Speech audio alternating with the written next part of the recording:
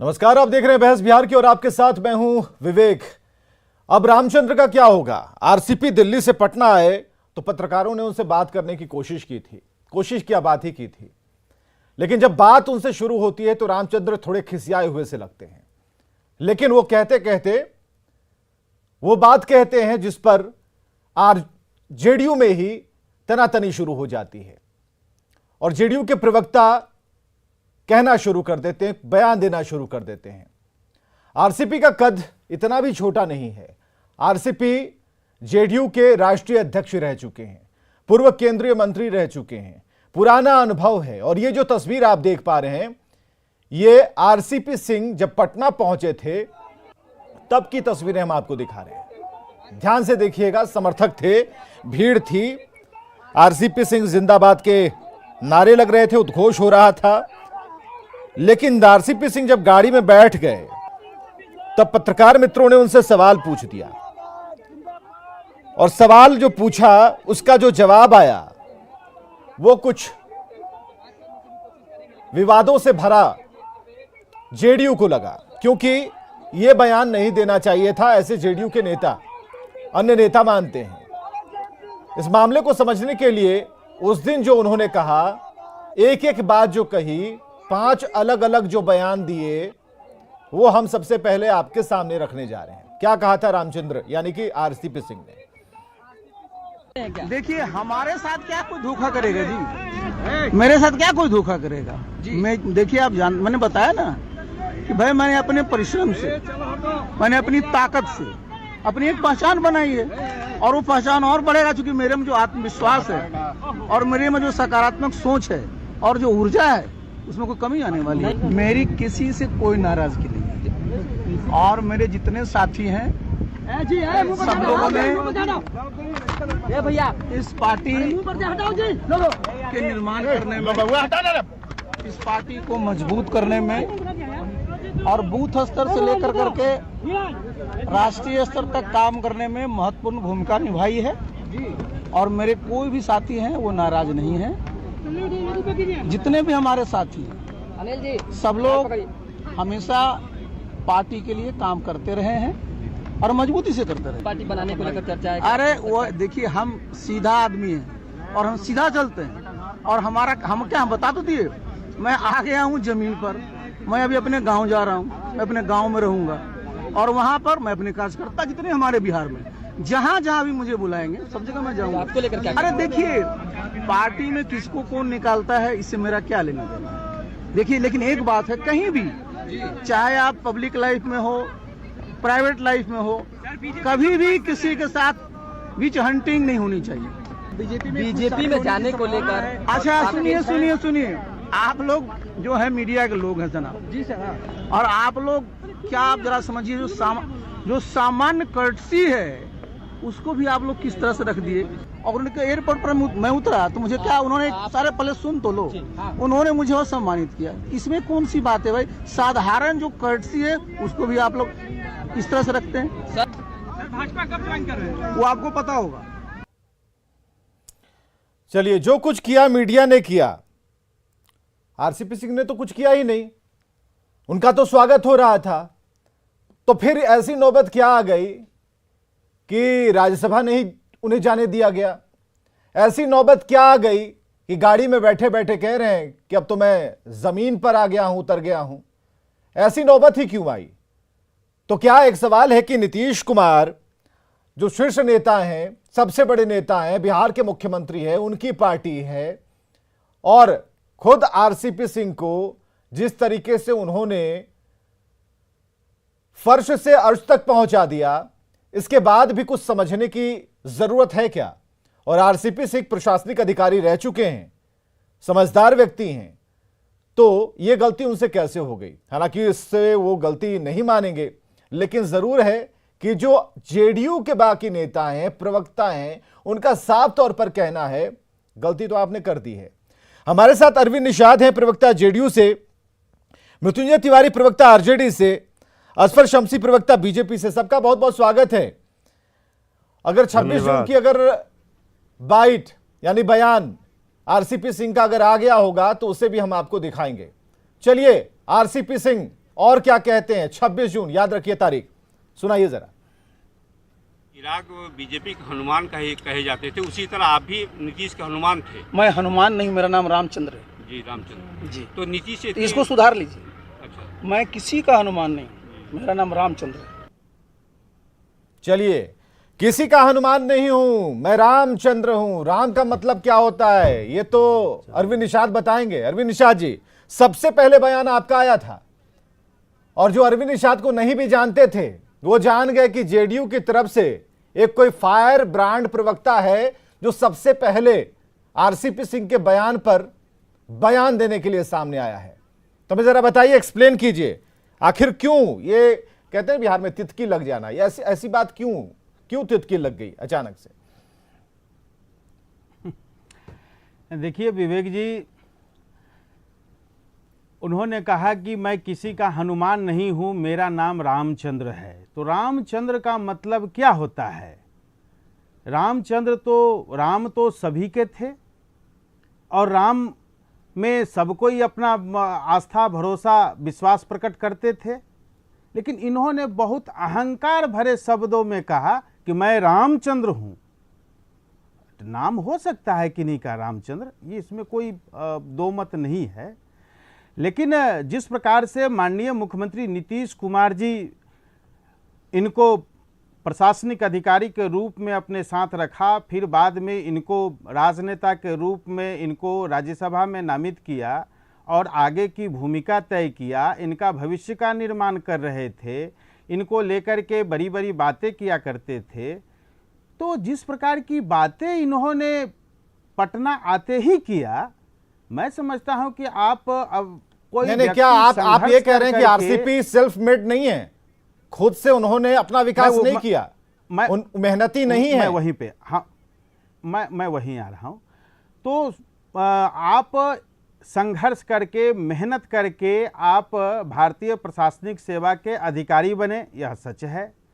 लेकिन जहां तक राज्यसभा में और राजनेता बनने की बात है, तो माननीय मुख्यमंत्री नीतीश कुमार जी ने आपको विशेष तौर पर अपना आशीर्वाद देते हुए, कृपा करते हुए आपको राज्यसभा में नामित किया, पार्टी में काम करने के लिए आपको अवसर दिया और पहली बार संगठन में राष्ट्रीय महासचिव संगठन का पद क्रिएट किया गया। उसके तो वो भी तो काम कर ही रहे थे, दिक्कत किस बात की थी? मुझे तो ये बताइए कि आपने बयान क्यों दिया, और एक चीज और बताइएगा, बैकअप किसका था आपके पीछे? किसने दिलवाया आपसे ये बयान, या फिर ये व्यक्तिगत बयान समझा जाए, जेडीयू का नहीं? नहीं, देखिए, मैं पार्टी का प्रवक्ता हूं ना, तो पार्टी का प्रवक्ता हूं, तो जब आपके साथ संवाद करने आता हूं तो मैं पार्टी प्रवक्ता के हैसियत से मैं यहां बैठा हूं। कल जो सोशल मीडिया पर आपने अपना बयान दिया आरसीपी के बारे में, वो किसका था? पार्टी प्रवक्ता के हैसियत से बयान था। ये आपका व्यक्तिगत बयान था? मतलब कि पार्टी का कोई भी नेता, कोई भी बड़े नेताओं के ऊपर अपनी बात रख सकता, बयान दे सकता है? नहीं, आप बात समझिए ना। आप जिस प्रकार से पत्रकार भाइयों ने उनसे पूछा, तो उन्होंने कहा कि देखो जी, मैं तो संघर्ष करके, मेहनत करके अपनी जगह बनाई है, अपनी पहचान बनाई है। दिक्कत क्या थी इसमें? इतना अहंकार में व्यक्ति को नहीं रहना चाहिए। सच का सामना करना चाहिए, सच को स्वीकार करना चाहिए। अच्छा, मंशा क्या है? मंशा क्या है आरसीपी सिंह? क्योंकि जो बयान पर बयान दिए जा रहे हैं, मंशा क्या है जेडीयू की? जेडीयू की पार्टी लाइन क्या है? क्या ऐसा है कि रामचंद्र को वनवास भेज दिया जाए? अब रामचंद्र जो है, जेडीयू वाले आरसीपी सिंह जो हैं, अब वो मतलब बर्दाश्त के बाहर की चीज हो गए, अब उन्हें अपने आप कुछ ऐसा कर दो कि वो अपने आप छोड़ छाड़ के चले जाएं। नहीं, देखिए, इसमें तो स्वयं उनका ही बयान है ना, स्वयं उनका ही बयान है। अब आप देखेंगे कि माननीय मुख्यमंत्री नीतीश कुमार जी का 1 मार्च को जन्मदिन था, उस अवसर पर उन्होंने कह दिया कि मैं सदस्यता अभियान चलाऊंगा। भाई, सदस्यता अभियान चलाने के लिए पार्टी के अच्छा, अगर इतनी ही गलतियां कर रहे हैं आरसीपी सिंह, तो बाहर का रास्ता क्यों नहीं दिखा रहे? राष्ट्रीय परिषद अगर आरसीपी सिंह इतनी ही गलतियां कर रहे हैं, तो बाहर का रास्ता क्यों नहीं दिखा रहे? सदस्यता अभियान चलाना है। नहीं, अभी वो पार्टी के सदस्य हैं, पार्टी में हैं। इस अरे बात भाई से तो कौन सदस्य इनकार कर अगर सकता है? पार्टी में है। सदस्य पर तो अनुशासन के तहत तो कर सकते हैं ना कार्रवाई। आरसीपी पर कर दीजिए कार्रवाई, जब आपने बयान ही दे दिया है। नहीं। तो आज बोलिए कि भाई आरसीपी नहीं, पर ये कार्रवाई देखिए- करेंगे। उनके काफी सारे बयान जो है पार्टी के विरुद्ध में जाते हैं, उनकी जो कार्यप्रणाली है वो पार्टी को सपोर्ट नहीं करती है। करिए बाहर। देखिए ऐसे ये डिबेट में ये सब मसला कुछ तब थोड़े कहाँ तय होगा होता है। सर? और डिबेट इस तरह में का होगा फैसला आम और कुछ बाहर थोड़े जाके होता अमरूद है। हो जाएगा। हाँ, डिबेट में नहीं विवेक जी, डिबेट में इस तरह के फैसले नहीं होते हैं, आप भी जानते हैं और दर्शक भी जानते हैं। नहीं तो किसी बुद्धिजीवी लाइन पर तो समाज आइएगा के ना। लोग भी जानते हैं। आपके यहाँ से उपेंद्र कुशवाहा बोल ही रहे हैं, आपके यहाँ से अब अरविंद निषाद नहीं, बोल ही ठीक- रहे हैं, बचा कौन तो फिर? हाँ ठीक बात है, ठीक बात। मैं तो स्वीकार कर रहा हूं कि मैंने कहा, पार्टी प्रवक्ता के हैसियत से मैंने बयान तो दिया। ठीक है ना, आप तो गिनवा रहे हैं ना कि तब उन्होंने क्या कहा, यूपी इलेक्शन में क्या हुआ, विधानसभा इलेक्शन में क्या हुआ, नंबर्स का गेम कैसे चेंज हो गया, हमारे नंबर कैसे आए, उसके लिए रिस्पॉन्सिबल कौन हुआ। सुनिए ना, तो सुनिए सारी ना, चीजें तो निगेटिव जा रही हैं। तब तो पार्टी लाइन पर ये होना चाहिए कि एक्शन हो जाना चाहिए। इतनी हिम्मत है कि आरसीपी पर एक्शन ले पाए? अभी एक बात, उनके बयान में राष्ट्रीय स्तर पर पार्टी के बनाने की बात अपने अध्यक्षीय काल में कह रहे थे। अपने अध्यक्षीय काल में बिहार के बाहर उन्होंने अध्यक्ष के तौर पर किसी राज्य का पता चल गया ना? किया। नहीं, पता चल गया ना आपको। तो हम तो कह रहे हैं कि आपने एक्शन क्यों नहीं लिया अभी तक? रामचंद्र को मैं उनकी बात का मैं जवाब दे रहा हूं। मैं उनकी बात का, मैं आरसीपी बाबू के बात का मैं जवाब दे रहा हूं। एक प्रदेश में भी दौरा उन्होंने नहीं किया। ठीक है, नहीं किया ना, पार्टी के लिए कुछ नहीं किया ना, मेहनत नहीं की ना, नहीं। उल्टे गलत बयानबाजी की ना, तो फिर जेडीयू ने एक्शन क्यों नहीं लिया? जेडीयू की ताकत क्या है? जेडीयू को एक्शन ले लेना चाहिए था। मैंने आपको पहले भी बताया। नहीं, पहले कुछ नहीं बताया, अभी बताइए। एक्शन ले लेना चाहिए था कि नहीं? नहीं, अभी मैं बता रहा हूं विवेक जी, इस तरह के फैसले लाइव डिबेट हमारे साथ डिबेट में नहीं होता है। हमारे साथ असफर शमसी है, बीजेपी के प्रवक्ता। असफर साहब जरा आइए, कहां जाएंगे आरसीपी? आप लोग ने भी हाथ नहीं पकड़ा रामचंद्र का। देखिए, ऐसी बात है कि ये इंटरनल मामला है जनता दल यूनाइटेड का, और जनता दल यूनाइटेड का इंटरनल मामला है, तो इसमें बहुत ज्यादा मुझे लगता है कि भारतीय जनता पार्टी को किसी के इंटरनल मामले में बोलने अरे का आपको कोई मोहब्बत की मकसद नहीं। नजरों से आरसीपी सिंह ने देखा और वो बदनाम हो गए और आपने भी हाथ छोड़ दिया। मैं- लोग तो यही कह रहे हैं कि नहीं, भाई नहीं, बीजेपी मेरी- से मेरी बात 60-गांठ चल रही थी, किसी मुलाकात हो रही किसी थी। भी पार्टी में किसी भी पार्टी में इंटर पार्टी इंट्रा पार्टी हो सकती है। एक पार्टी के अंदर दो गुट हो सकते हैं। पहली बात तो मैंने ये कहा कि ये जनता दल यूनाइटेड का इंटरनल मामला है, इससे बीजेपी को बहुत बोलने की जरूरत नहीं है। दूसरी बात ये है कि इंटर पार्टी और इंट्रा पार्टी किसी भी पार्टी के अंदर होती है, ये उनको तय करना है। लेकिन इतना जरूर है कि बिहार के अंदर जनता दल यूनाइटेड और जो है उसके सर्वमान्य नेता माननीय मुख्यमंत्री जी नीतीश कुमार जी हैं। इसमें कोई अतिशयोक्ति नहीं है और इससे किसी को भी मुझे लगता है कि मुखालफत में रहने की जरूरत नहीं है। लेकिन इतना जरूर है कि मैं ये कह सकता हूं कि आरसीपी जी भी एक बड़े ब्यूरोक्रेट रहे हैं, उनकी अपनी एक शख्सियत रही है, और मुझे लगता है कि अपने बेसिस पर ही अगर कोई आदमी आईएएस बनता है या अपने परिवार के बच्चों को आईपीएस बनाता है तो हम उसको सिरे से नकार नहीं सकते हैं। नहीं, आपने घुमा दिया असफर शमसी साहब, आज एकदम रियल रोल में है, प्रवक्ता के रियल रोल में। आप हमें जरा बताइए, घुमाइएगा मत, बिल्कुल स्ट्रेट बताइए। आपके नाम पर बदनाम हो गया आरसीपी। अभी जो हर जगह, हर अखबार के कतरन में, हर मीडिया हाउस में और हर जगह आम लोगों के बीच में चर्चा है। मोहब्बत तो कहीं ना कहीं आपसे चल रही थी, बातचीत चल रही थी, और लास्ट में आपने कह दिया कि नहीं अब आपसे नहीं, अब दूसरे। देखिए, ऐसा है कि देश के यशस्वी प्रधानमंत्री से देश की जनता मोहब्बत करती है, तो ये कोई ऐसी बात नहीं है। इंटरनेशनल लेवल पर हमारे यशस्वी प्रधानमंत्री जी को लोग जानते हैं, तो मोहब्बत तो हो ही सकती है, इसमें कोई थोड़ी इफ एंड बट है। मैं जो ये कह रहा हूँ, मैंने पहले ही कहा कि वो जनता दल यूनाइटेड का इंटरनल मामला है, लेकिन जहां तक उनकी शख्सियत का सवाल है, दो बातें होती है कि कोई आदमी अपनी मेहनत से अगर आईएएस बनता है, आईपीएस बनता है, परिवार में बनता है, तो उसको बिल्कुल सिरे से नकारा नहीं जा सकता है। अब उस पार्टी की बात है, उस पार्टी के मैंने कहा कि सम्मानित नेता नीतीश जी हैं, उन लोगों को तय करना है कि उनका क्या है क्या होना है नहीं होना है। चलिए मृत्युंजय तिवारी जी जरा आइए। आज बीजेपी इससे अब बचना चाह रही है। अब बीजेपी ने कहा कि नहीं, नयन मटक्का हुआ कहाँ था, हाथ भी हमने नहीं मिलाया था, फिंगरप्रिंट्स भी नहीं थे, कैसे जोड़ रहे हैं नाम हमारे साथ। हाँ जी, देखिए विवेक जी, सबसे पहली बात तो पानी में रह करके मगर से बैर ये तो हो नहीं सकता है। आदरणीय नीतीश कुमार जी के कृपा से ही राजनीति में ये मुकाम आदरणीय आरसीपी सिंह जी को मिला, ये जग जाहिर है, इसको बताने की ज़रूरत नहीं है, ये सब लोग जानते हैं। ठीक है कि वो ब्यूरोक्रेट थे, लेकिन राजनीति में देश का कैबिनेट मंत्री, कैबिनेट मंत्री बनना बिल्कुल, कितने कार्यकर्ताओं का जीवन गुजर जाता है, सही बात, लेकिन उन्हें ये हासिल नहीं हो पाता है। बिल्कुल, तो ये हासिल अगर हुआ तो एकमात्र कृपा सिर्फ और सिर्फ आदरणीय मुख्यमंत्री नीतीश कुमार जी की रही, इसको कोई झुटला नहीं सकता है, बिल्कुल, और न कोई इसको गलत कह सकता है। लेकिन रही बात, अगर जेडीयू में आप हैं, जेडीयू के सर्वमान्य नेता आदरणीय नीतीश कुमार जी हैं, अब जेडीयू का ये आंतरिक मामला है, लेकिन चूंकि जिस तरह का कल आदरणीय आरसीपी सिंह जी बोल रहे थे, मुझे ये लगा कि जिस थाली में खाएंगे वहीं छेद करेंगे, ये किसी को मंजूर नहीं होगा।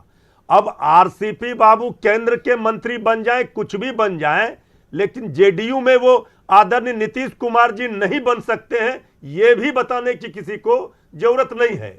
लेकिन सवाल उठता है कि जब किसी को किसी पर कोई पार्टी का नेतृत्व भरोसा किया, विश्वास किया, उनको इस ओहदे पर बिठाया और उनके उम्मीदों पर, अपने नेतृत्व के, अपने नेता के उम्मीदों पर वो खरे नहीं उतरे, और आप कहीं पर निगाह है कहीं पर निशाना, जब आपको आदरणीय मुख्यमंत्री जी ने, जेडीयू ने कहा कि आप मंत्रिमंडल पे शामिल होने का बात कीजिए बीजेपी से, तो आपने अपनी सेटिंग कर ली। तो तिवारी जी, ये तो स्पष्ट हो गया ना कि जेडीयू बराबर आपके ऊपर ये आरोप लगाती रही है कि भाई यहाँ लालू जी की चलती है, लालू जी के कहने पर ही सब कुछ होता है, तो यहाँ तो बराबर बात हो गई। अब से तो ये आरोप जेडीयू वाले नहीं लगाएंगे, यहाँ भी तो वन मैन शो ही चल रहा है। एक बात आप जान लीजिए, आदरणीय लालू प्रसाद जी हों, आदरणीय नीतीश कुमार जी हों, या उनके साथ जिन लोगों ने राजनीति की है, जिन नेताओं ने, वो जमीन से अपने मेहनत के बल पर इस मुकाम को उन्होंने हासिल किया, इस बात से कोई इनकार नहीं कर सकता। क्या इस बात से इनकार कीजिएगा कि पर किसी नहीं, तो क्या मृत्युंजय तिवारी जी, इस बात से भी इनकार होगा कि नीतीश कुमार जी को छोड़कर जो भी नेता जॉर्ज फर्नांडिस से लेकर जीतन राम मांझी तक साइड होकर चलने की कोशिश की है, वो कहां है? हम बता रहे हैं, सुन तो लीजिए ना, सुन लीजिए ना। देखिए, चाहे जितने लोगों का आपने नाम लिया, जितने नेताओं का, वो सारे लोग आदरणीय नीतीश कुमार जी के कारण ही जेडीयू की पहचान, ये समता पार्टी उन दिनों में थी, आदरणीय नीतीश कुमार जी के कारण ही वो, चाहे जॉर्ज साहब हो, बड़े कद के नेता रहे, ये रहे, लेकिन फिर कुछ बात हुई है क्या तिवारी जी? आज जेडीयू के प्रति जो आपका सम्मान है, आज जेडीयू के प्रति झलक रहा है, विचारों की, देखिए आज झलक रहा है तिवारी जी। हमारा नहीं देखिए, हमारा मकसद गाली गलौज या डिबेट का मतलब ये, तो डिबेट का मतलब गाली गलौज कब से हो गया? बात अभी क्या है, मतलब होता है अभी विचारधारा, कुछ चुटकी आप लें, कुछ हम लेंगे। जेडीयू सरकार, सुन लीजिए ना, जेडीयू के खिलाफ, सरकार के खिलाफ बोलने का मुद्दा नहीं है। मुद्दा क्या है, बोलना उस पर ना है, जनता जो देख रही है। अब आप पूछ रहे हैं हम, लेकिन पहली लाइन में तो आपने क्लियर कर दिया। पहली लाइन आपने क्या बोली थी, आपको याद है? अभी आज पहली लाइन क्या बोली है कि इस डिबेट में पहली लाइन क्या बोली तिवारी जी आपने? पहली लाइन ये हमने कहा कि आदरणीय नीतीश, नहीं आदरणीय नहीं, आदरणीय से पहले वाला, पानी में रहकर मगर से बैर नहीं। अब मगर मतलब मगरमच्छ नीतीश कुमार को कहा ना आपने भाई हमने क्या कहा? ये उदाहरण है, मुहावरा है। अब इसको आप जो है मगर और ये कर, हम कह रहे हैं जेडीयू में रह करके कोई चाहेगा कि आदरणीय नीतीश कुमार जी के नेतृत्व को चुनौती दे या पार्टी को कमजोर करे। हर पार्टी अपने अपने तरीके से बड़े नेताओं पर कार्रवाई करती है। इतना कितना आसान है? चलिए थोड़ा सा कंपेयर कर लीजिए। क्या इतना आसान है कि आप मृत्युंजय तिवारी जी, कोई बात तेजस्वी यादव की आपको खटक गई और आप लगे एकदम पूरा मोबाइल पर आए और उसके बाद आपने कड़कदार बयान दे दिया और तेजस्वी आहत भी हो रहे हैं, कुछ बोल नहीं पा रहे हैं। ऐसा आपकी पार्टी में हुआ क्या? क्योंकि जेडीयू में तो हमें दिख रहा है। देखिए ऐसा है विवेक जी, जब नीयत साफ होती है, मनसा साफ होती है और नेतृत्व को भरोसा और विश्वास होता है अपने पार्टी के नेताओं और कार्यकर्ताओं को, मतलब भरोसे की कमी है तो जेडीयू उनको में। सम्मान मिलता है, उनको सम्मान मिलता है। और आरसीपी बाबू जब तक विश्वास पात्र बने रहे अपने नेतृत्व के, तब तक उनको क्या क्या नहीं मिला ये बताने की जरूरत नहीं है। चलिए अरविंद लेकिन निषाद जरा बताइए, आज चलिए ये कंक्लूड नौबत करते हैं। क्यों अरविंद आई? निषाद, सब कुछ दिया, उसके बाद भी आपने कहा कि आरसीपी भरोसे पर नहीं उतरे। अब भरोसा जमाने की पूरी जिम्मेदारी आरसीपी पर है, तो क्या फिर से नजर में चढ़ पाएंगे नीतीश के? देखिए, जिस प्रकार की कार्यशैली रही है संगठन में काम करने के तौर तरीका पर, जो तपे तपाए लोग थे, जो पुराने कार्यकर्ता थे, पार्टी के निर्माण में जिनकी भूमिका थी, 1994 के जो लोग थे, उनको अपमानित किया जाता था, 94 मॉडल कह करके अपमानित किया जाता था, उनके साथ ऐसा व्यवहार किया जाता था। वो पार्टी में काम करना चाहते थे, लेकिन पार्टी में उनको होना स्थान नहीं क्या है? दिया अभी तो जाता गांव था, चले गए हैं दरकिनार किया रामचंद्र। जाता था। अभी तो रामचंद्र गांव चले गए आप हैं। सुनिए, आने के बाद हाँ, क्या ठीक होगा? बात है, वो आने के बाद समझिए क्या होगा? बनवास ये पे बताइए। चले गए, सब बात ठीक है। आप सुनिए, आप जो पूछ रहे हैं मैं उसका उत्तर मैं बनवास दे पर रहा चले हूं। गए, तो बोल दीजिए ना भाई, बनवास अरे पर भाई, गए आप अपनी पार्टी की बात आप करिए ना भाई, जैसे भाई, हम आप तो आपका अरे मदद भाई, आप कर रहे अपने हैं। काहे के लिए आप आपका हमको मदद आपके लेने की आवश्यकता है? अरे आप अपना काम तो करिए कह ना। रहे हैं कि तो बनवास जिस पर बस प्रकार- यहीं पर- अरे भाई, यहीं आप पर- कहे कि यहाँ आप से अपना टाइम डिबेट- ले रहे हैं। राम तो से जिस कहते तो प्रकार- बनवास नहीं, पे विवेक गए जी, ही थे अंदर ना भी भाई। पूछ रहे हैं हमारी विवेक- पार्टी में। चलिए रामचंद्र का क्या होगा, ये रामचंद्र को सोचने देते हैं। नहीं, रामचंद्र का नहीं, बनवास है या फिर रामचंद्र जी रामचंद्र बनवास गांव में गए गए थे, हैं, हो क्या सकता है सोच रहे कि- हैं? लेकिन रामचंद्र मजबूत रामचंद्र हैं। वो जब बैक आएंगे, वापस आएंगे, तो उम्मीद ये जताई जा रही है कि बार फिर विश्वास को कायम करने के लिए नीतीश की नजरों में उनकी कोशिश जरूर होगी, खुद को साबित जरूर करेंगे। बहुत बहुत शुक्रिया आप सभी का आने के लिए, इस डिबेट का हिस्सा बनने के लिए, अच्छी बात करने के लिए और शांतिपूर्ण माहौल में सुखद वातावरण के लिए आप सभी को धन्यवाद। खबरें लगातार जारी हैं। नशा नरक में ले जाए न्यूज 18 ने चलाई नेक मुहिम ताकि नशा मुक्त हो बिहार की जमीन। अंतिम पड़ाव पर मुहिम पर करेंगे बात बिहार के दिग्गजों के साथ। देखिए 9 जुलाई नशवा नरक में ले जाए, दोपहर 12